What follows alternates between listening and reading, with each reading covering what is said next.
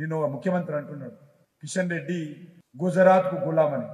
నేను ఎవరికి గులామును కాదు, భారతీయులకు మాత్రమే గులామును. ముఖ్యమంత్రి గారు గుర్తుపెట్టుకోవాలి.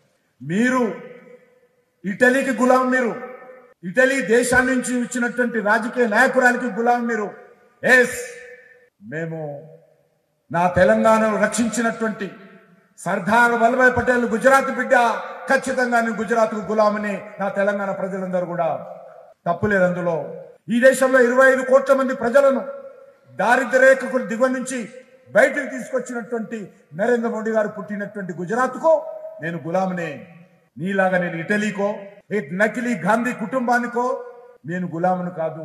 నేనన్నా నువ్వు మోడీ గులాంవా గుజరాత్ గులాంవా ఎందుకు అడ్డం పడుతున్నావని. సిగ్గు లేకుండా నేను మోడీ గులాంని అంటుండు. ఆయన నన్ను అంటుండు సోనియమ్మకు నువ్వు గులాంవా అని. 60 ఏళ్ల ఆకాంక్ష, 1200 మంది బిడ్డల ఆత్మ బలిదానాలు జరిగిన తెలంగాణ రాష్ట్రం రాకపోతే, కన్న తల్లిగా గొప్ప మనసుతో ఆంధ్రప్రదేశ్ లో పార్టీ చచ్చిపోయినా ఈ తెలంగాణ రాష్ట్రాన్ని ఇచ్చిన సోనియమ్మ మా అమ్మ, మా 4 కోట్ల తెలంగాణ బిడ్డలకు కన్న తల్లి. ఆమెకు ఊడిగం కాదు, ఆమె కాళ్ళు గడిగి ఆ నీళ్లు నెత్తి మీద చల్లుకున్నా అది తక్కువనే అవుతుంది. కిషన్ రెడ్డి, ఇప్పటికైనా నీ పాపాలు కడుక్కోవడానికి రా. సోనియమ్మ కాళ్ళు గడిగి మన ఇద్దరం నెత్తి మీద చల్లుకుంటే మోడీకి ఊడిగం చేసినందుకు కొంతైనా నీకు ప్రక్షాళన జరుగుద్ది అంటున్నా. తెలంగాణ రాష్ట్ర ఏర్పాటునే అపహాస్యం చేసిన నరేంద్ర మోడీ తెలంగాణ ద్రోహి.